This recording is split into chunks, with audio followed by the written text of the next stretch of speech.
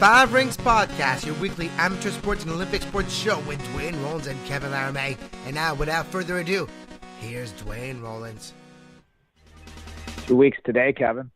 2 weeks today. It's crazy. I remember yesterday it was 6 weeks away, but no, the February 9th is coming quickly.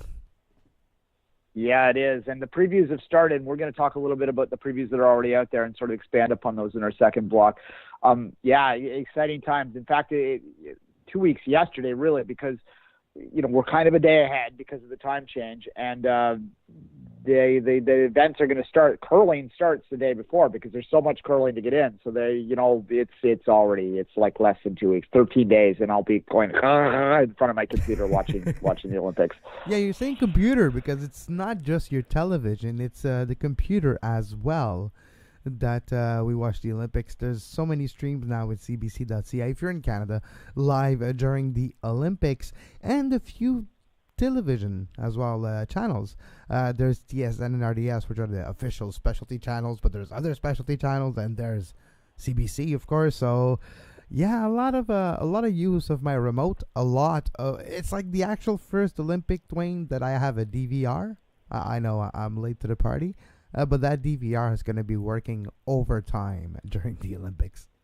Well, that'll allow you to get some sleep because I'll tell you what, when the Beijing Games, real quickly on that front, the DVR was my lifeline because I was working full time at the time too, and trying to get all the Olympics in when they were overnight and function during the day was a challenge. But what I did and what I found is I would get up at around 5:36 in the morning and I would just start zipping through the coverage. And there's so much downtime during Olympics, even a Summer Olympics, that you can kind of consolidate 5 hours of TV coverage into about 2. So I was able to watch the entire overnight before I'd go to work. That 30-second skip button, it's a lifesaver. Skip. Okay, 4 is the exact amount for commercial breaks, or 6, depending if it's a 2 or 3 minute. So you're like, skip. Okay, fast forward. It's a lifesaver. No, precisely. And, so I was able to survive during the Beijing Games, which is going to be very similar to this one because it's basically the reverse. I think, Korea is about the same. I don't know that off the top of my head, but I think it's either 12 or 13 hours ahead. So it's tomorrow right now, but it's pretty much exactly flipped, right? So in the morning at 11:30 a.m., which we're talking right now when we're recording this, it's 11:30 p.m. over there, basically. So that's an easy way to sort of convert your brain, and you just you become nocturnal for a month. So we'll see how this works out, but could be fun. Should be fun. It used to be my schedule anyways. I used to be up until 5 a.m. anyway, so I'm just going to go back to my old ways. That or you wake up really, really, really early, so it means you go to bed really early. We'll see which tactic I take when it comes closer to it. Duane, the previews have started to come out. You've been working overtime. Snowboard, curling, alpine skiing, snowboard's coming out today. Curling, alpine skiing, technical and speed events were all posted yesterday, Duane. So, what is your thoughts so far doing the previews? What have you, outside of JCJ Anderson still snowboarding, what have you come up with as a headline that really got your attention? The fact that there's an Olympian older than me still. There you go. Anyway, who's older than you? Jay. Okay, JCJ. So you're saying there's a chance. So you're saying there's a chance. What impresses me with JCJ, Duane, is remember a couple of years ago, he retired. I think 2 Olympics ago he had retired, early 2000s, and then he started he had a business of snowboard, and he's like, I have a business of competitive snowboard, and I want to test him. What better way to test him than making a comeback? So he made a comeback, I know. And guess his snowboards are good because he's still racing with them. Precisely. JCJ Anderson, for those who don't know, is a snowboarder, as Kevin's just saying. Parallel giant slalom is his specialty. 2010 gold medalist. Famously came back. Very exciting run. He was 7.76 seconds behind after the first run of the final, and there was big fog on the mountain there in Vancouver that day, and we can still see, because you could barely see them coming down there, and he emerged out of that fog so far ahead, and the crowd just erupted because, of course, the Canadian was winning, and he ended up overtaking the .76 to win the gold medal with what we thought was his last run of his career. And at the time, it was sold that way. But then he came back and was in Sochi, and now he's going to be in PyeongChang, which is really kind of remarkable. It's a record for Canadian athletes. No Canadian Winter Olympian has ever been in 6 Olympiads. It's a remarkable career. And look, and here's the thing about JCJ Anderson too, and this is one thing that jumped out at me yesterday. He's not a complete outsider here either. No. He finished 7th at the World Championship last year. He could medal. Like, he's not there by pity. Not there just because to break the record, right? We've seen this, like, in equestrian or other sports that I won't necessarily mention. Dressage. Where you can bring back athletes just to like, tie that record, right? We've seen this. JCJ qualified. JCJ was up for it. And that's a big difference. But there's something to say about his sport, too, and how it changed and how it lends itself to maybe more longevity. If you're looking at the parallel slalom for snowboard compared to like a snowboard cross or a super G for a skier or downhill, it's less impactful. Like you're just turning left or right, basically going down on a straight line, just slaloming. But it's not as, like, I don't know what to say, but I don't think it accumulates as much as other sports. Well, look, you're on one board rather than 2 in skiing, so there's less chance that you're going to pull or like rip your ligaments, right? Like you're not going to catch an edge and flip and crash in the same way. It's not to say you can't crash and hurt yourself in snowboard. You certainly can, but I think generally, if you look at it, it's a slightly more safer sport. That's why I think it's recreationally more popular than skiing. Getting more popular than skiing in many ways. It's a little safer. You're also on not as steep inclines. You're not going to have big impact crashes. You don't jump, like there's no jump. For a 40, compared to like a big air, we're going to talk about big air in a minute. Compared to big air, it's like you don't jump and you don't crash, like literally you almost break your neck because you miss your move. No, exactly. Yeah. Well, the other part of snowboard, when you're in a half pipe or in your big air or you're on the slope style, that sort of stuff. So those are all they have danger inherent in that in terms of the tricks you're doing. You're not doing tricks in parallel giant slalom. You're just going down the hill and you're curving, and it's a technical sport and all that sort of jazz. Yeah, exactly. That said, I mean, for a 43-year-old man to be able to maintain the core strength and the technical ability to compete at the Olympics, to compete at the World Championship, it is remarkable and should be celebrated just purely there. And I think this is interesting because if you think back, I remember in Japan back in '98 when he first competed, and he was leading. I don't know if people remember this. He was actually leading. It wasn't parallel giant slalom back then. It was just giant slalom. So they did 2 runs down a course, pure timed. Pure time. And he was actually leading the competition after the first run, and then he kind of had a fall in the second run. And the thing about falling in snowboard is you can get back up and finish it. So he did actually finish the course, but he was well down the standings after the fall.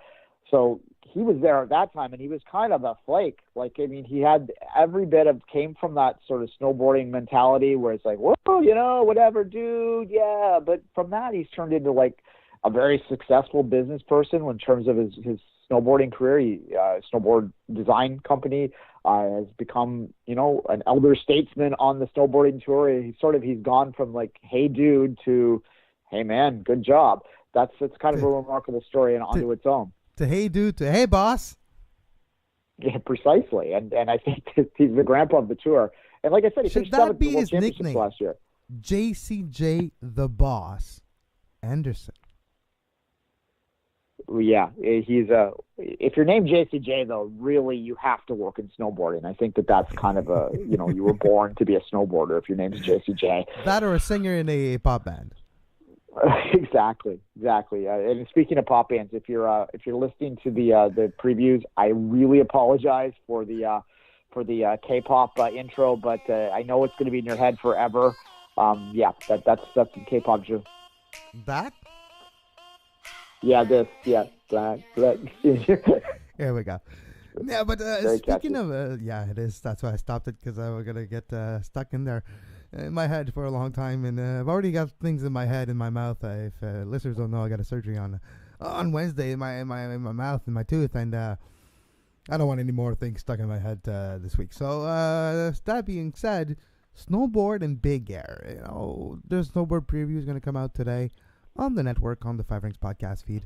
And what I'm really excited for is the big air, those new events. And I know you're not a big fans of new events usually, but this one's supposed to be spectacular. If I go back to my younger days, when you're younger and when the X Games, well, they are still on TV, but remember when you were a little, well, when I was a little younger and you were a little younger too, on TSN, it was literally X Games 5 months of the year all day long. And you had those big air competitions. Sorry? So that's how time works, Kevin. We're all younger in the past. Yeah, exactly.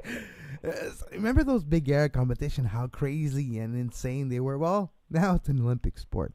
We will have big air like 1080s and we're like great grabs and flips and rodeos and lands and crashes. It's going to be spectacular for the first time ever. Big air is part of the Olympics.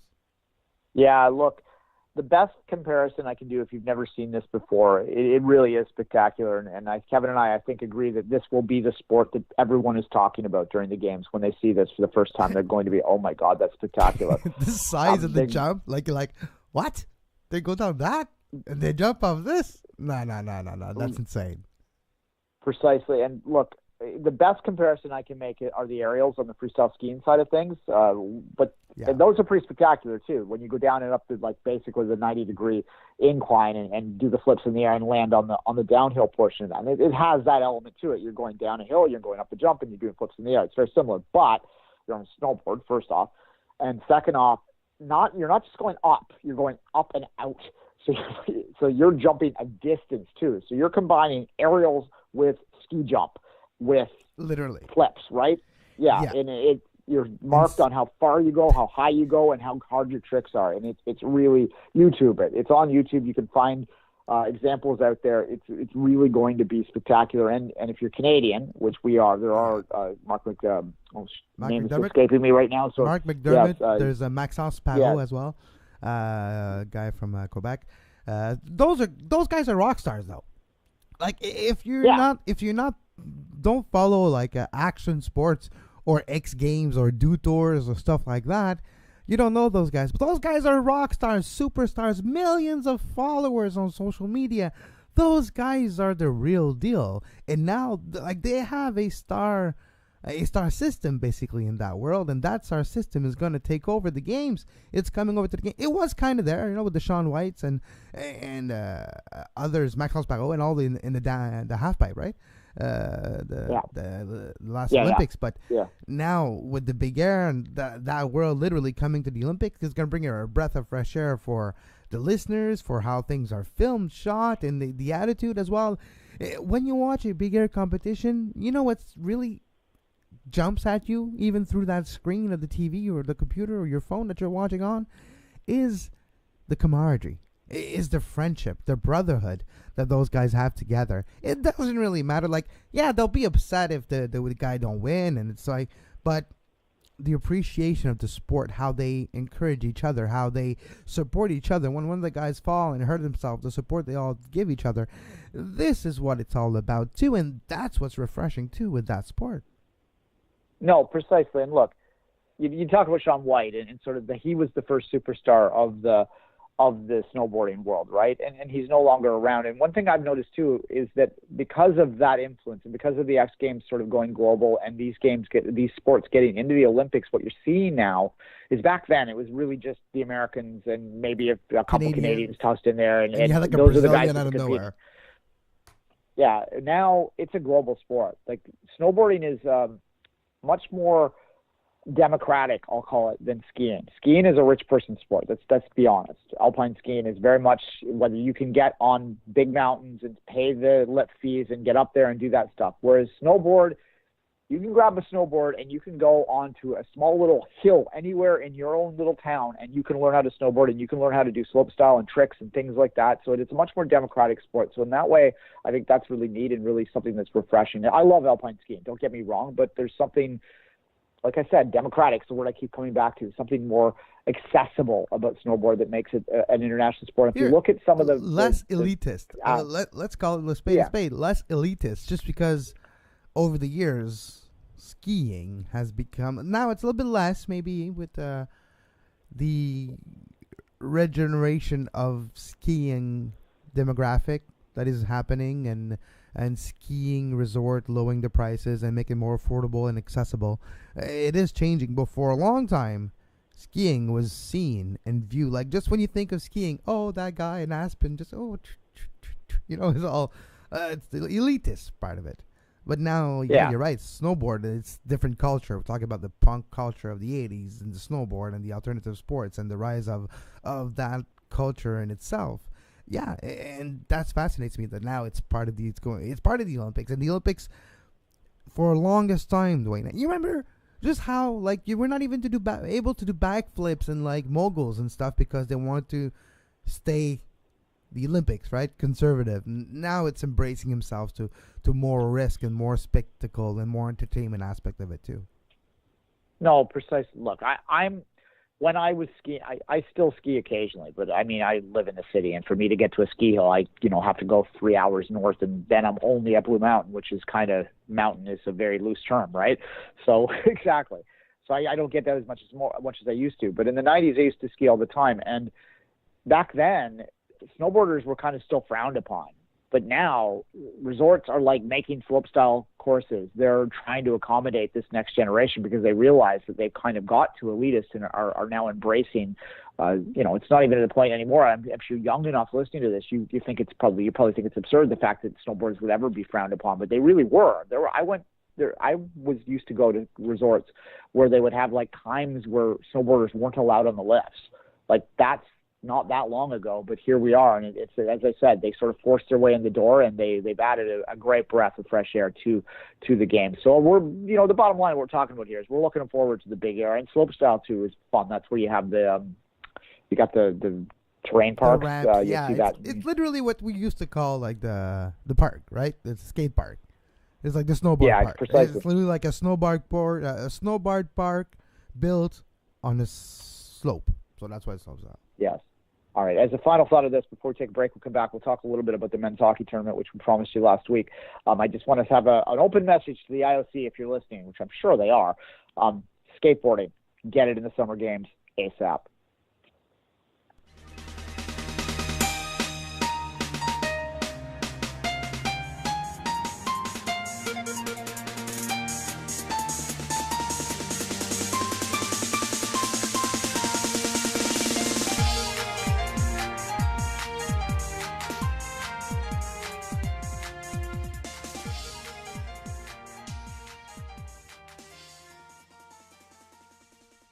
Once you go pro, can you go back? Once you go full pro, NHL pro? I guess not, but I guess yes, because if you're in the AHL, you can't. Yeah, look, the men's hockey tournament is a big topic of conversation in this country because a lot of we call them puckheads up here. If you're a puckhead, that's kind of a derivative term towards someone who thinks sports stops and starts with hockey, and there are a few of those in this country, that the Olympic Games is nothing but the men's hockey tournament, and there's been a lot of talk about the men's hockey tournament, and the puckheads have convinced themselves that this is for the best, that this is actually more interesting than just having the NHL pros in there, because they get to find all these like obscure players from around the world, and they get to fall in love with them again and all that sort of stuff. But I wonder, Kevin, and I get that to a point, but I wonder whether we're past that. Having seen several from Nagano forward, we've had nothing but the pros in the games. Like, can you go back? And I'm not sure. How much excitement do you really have for this men's tournament when you look at the names on the rosters? I'm just looking at the Canadian roster right now. We have Rene Bourque, Gilbert Brulé. But Duane, doesn't matter. Gilbert Brulé, without people trying to hit him, it's going to be awesome. It's that part. There you go. So I do have a sense that if you go with look at Sochi, the Sochi hockey tournament, and how it was boring. It was boring. It was the disappointment. Everybody was like, yeah, because the game is getting closer at the highest level of it, country to country. So, yeah, you're going to have less blowout and more close games, but which that means that NHL coaches or coaches in itself are going to coach, and they're going to be trying to be tactical and technical, and going to say, you know what, we have to play defensive because everybody's good, so we don't have to. It's not about who can score anymore because everybody can score. It's about who can stop the other guy from scoring, and that's what we've seen in Sochi. And now doing it with just players and pro players outside of the NHLPA and NHL, you kind of have maybe a chance of just watching beautiful hockey again, and maybe that's what we're going to see. We're trying to convince ourselves that we'll make superstars and there's a name's going to come out. It's just because we don't have anything else to really sink our teeth in, so we're just literally just finding something, and that's the new thing. But maybe I'm excited for the hockey side of it, and it's not about the name, but it's actually about the team and the team playing hockey. Yeah, I hear you. And look, once these things start, I'll probably get into the games a little bit more than I think I will now. But at the same time, you mentioned how we might see, more wide open hockey, more, shinny hockey, I guess. But I fear the opposite, that because these teams are a little more equal, that we might even see more trapping, more tactics. I watched some pre-tournament stuff, and it was very trap-centric. Yeah. So we'll see. Yeah, but equal, you say more equal. Maybe it's just me. I think it's actually opposite. Why? Okay, take all the pros from the NHL out of Canada. It's a lot. And the United States, it's a lot. But imagine you're another country than those two. And you do have a few good pros that are playing in the NHL representing your country. And now they can't. And now you're screwed. And so there's going to be a few of those. So maybe the divide's going to be tighter in the upper echelon of the teams between Russia, Canada, United States. Maybe the rest are going to be a little bit lower, and it's going to be for either blowouts. We'll see. Maybe we'll see some nice hockey and stuff. I don't know. Yeah, that's secure. Look, if I had to handicap this right now, I would put Sweden, Finland, Russia, Canada, U.S. as your 5 teams, just like any other tournament, that are most likely to win this thing. I would think, based on the talent level, being the KHL the best league that is sending players, and the KHL being predominantly Russian, you'd have to think the Russians might have, on paper, the most talented team. I think Swedish league's probably the 3rd best league in the world. The AHL, the argument is there whether the AHL is above that or not. But regardless, the Swedish league is sending a lot of players too. So maybe Sweden's your second favorite in there, and Canada's in there in a mix with Finland, which is always good. And the Finns always tend to have a mixed team anyway between local players and NHL players. But I wonder, I've heard people speculate whether a team like Switzerland might step up and get an upset medal in this. But then I think of exactly what you just said. The Swiss, they may get hurt more by this because they have 4 or 5 guys that are in the NHL that taking them off that team might really severely hamper them, and their depth is being challenged, right? Yeah, that's what I think, and that's possible. So we'll see if that happens. But again, it doesn't really excite me that much, the hockey tournament, to be quite honest. 2 weeks out of the Olympic Games, what I'm really excited about is not even close to be the hockey tournament. It's the short track speed skating, with Chalamet being the mentor of the team. It's the alpine skiing, and hoping Eric Gay can mend can get heel enough to go there. Hopefully he gets down the hill, yes. A few weeks ago, he was like, I'll get there, and we'll see. So I still have my fingers crossed for him. And I am excited for the snowboard aspect, for the big air, and for other fun events too. Like we're talking about, I always love watching biathlon. I don't know the names. I don't know who's the favorite. It's not the point. But it's fascinating, like those fascinating weird type of sport like biathlon, like where you have to ski, stop, shoot. It's like, what? If you're not familiar with it at the beginning, you're like, what?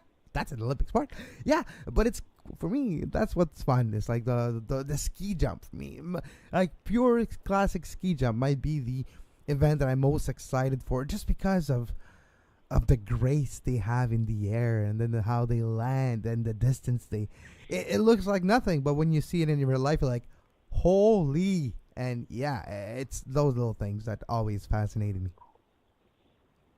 I've never been able to get to. When I lived out west, I managed to watch a World Cup downhill race, which really, it's just you drink at the bottom of a mountain. But I would love to watch a World Cup ski jump one day. Unfortunately, it's kind of difficult unless you travel through Europe in the winter, right? So I just saw the ramp. I saw the Lake Placid ramp on my way down to traveling once. We passed by there.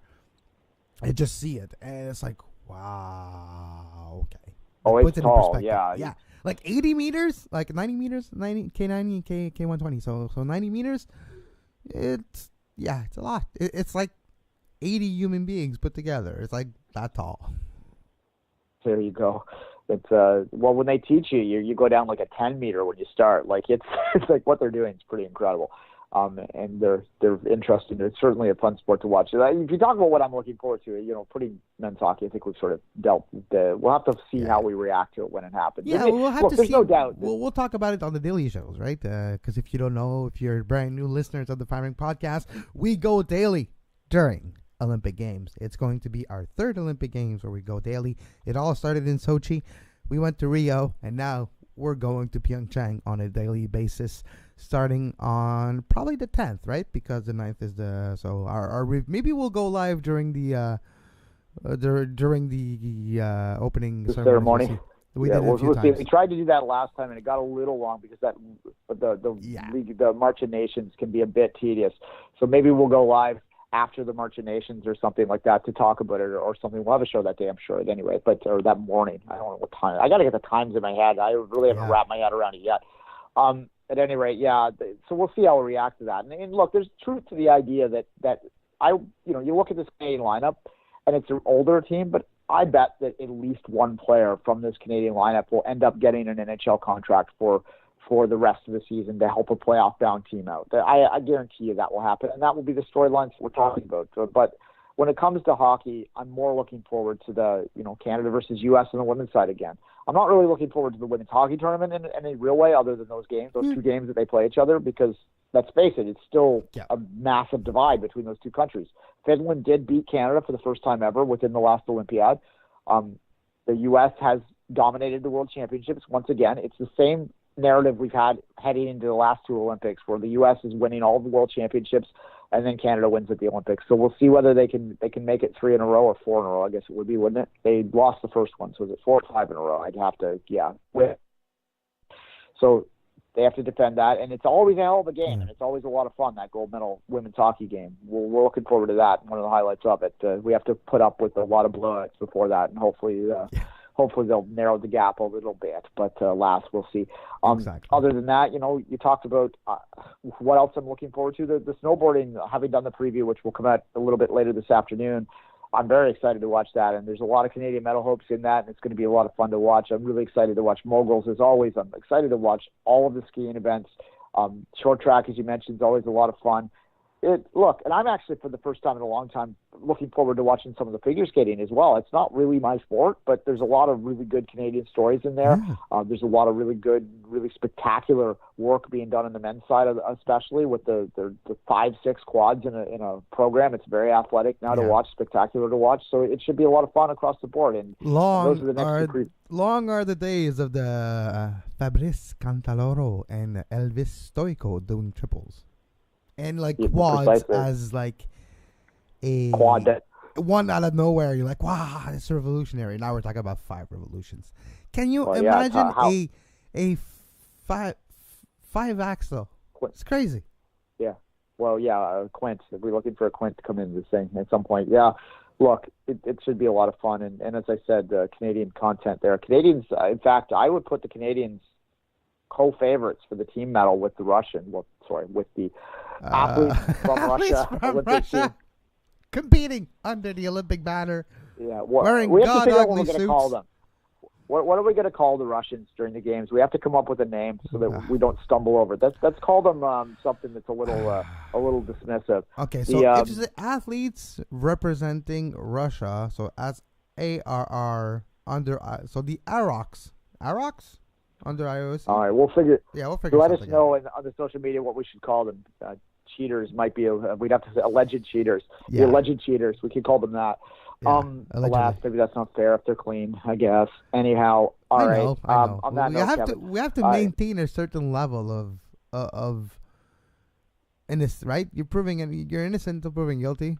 So we can't put every Russian athlete or every athlete from Russia competing in the Olympic Games under the fair IOC. enough. And let me say something clearly that although there were the judging scandals back in Salt Lake involving the Russians, but by and large, there is literally zero evidence that the Russian figure skating team was involved in any type of the doping. In fact, they purposely removed themselves from anything that was happening there. So when you watch the Russian figure skaters, that is one. Same for the hockey team, at least in Sochi. Those two were not affected. If you go back to Icarus, those two sports it just wasn't feasible without raising suspicion, so they just stayed away from those sports. Yeah, so there you go. You can safely watch the Russian figure skaters with the idea that it's their grace and their athleticism was probably their own accord. Probably. Now the judges could have been bribed. That's something, but the athletes should be okay. Yes, that's just the nature of watching the Olympics nowadays. You always have to put it probably on there, but we're getting, the closer this gets, and as I start to do the previews, and for the record, as I said, snowboarding will come out today, and I'm going to do a couple more. Kevin puts them up, so when he gets them up was when they have. But the next two that come out after snowboarding will be figure skating and hockey. So look forward to those probably over the weekend, and then we'll crank the rest of them out next week, and a lot of fun to have there. Kevin's going to do a couple next week as well. I'm doing the vast majority of them because it's just time-wise that's what makes sense. But enjoy the K-pop that I put on there for you. And until that time, Kevin, I'm going to say goodbye, so I'll let you wrap the show up. Yep, I'll go rest. I'll go take some Advils, lay down, and heal my mouth. And if you like what we do, Duane and I, on the Five Rings Podcast, and what we've been doing during the Olympics, let us know on Twitter at Five Rings Podcast. You can follow Duane at 24th Minute and myself at Kev Laramee. You can let us know as well financially at patreon.com/sportspodcastingnetwork. With your help, we can do more. With your help, during the Olympic Games, on our daily shows, we can have bigger guests. We can actually have longer conversations on the phone with Korea, because it's not cheap. And there's a lot of things we can do. We can dedicate more time to what we do with having more financial loose. So with your help, at patreon.com/sportspodcastingnetwork, we can do more. We need more independent voices in the world of Olympics, and we want to be one of the loudest ones. And with your help, with your support, we will be. Until next time, as always, have a great Olympics.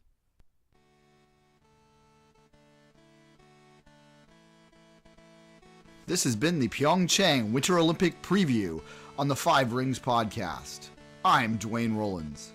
Listen to us weekly between Olympics at sportspodcastingnetwork.com or at our YouTube page. Support us at patreon.com/sportspodcastingnetwork.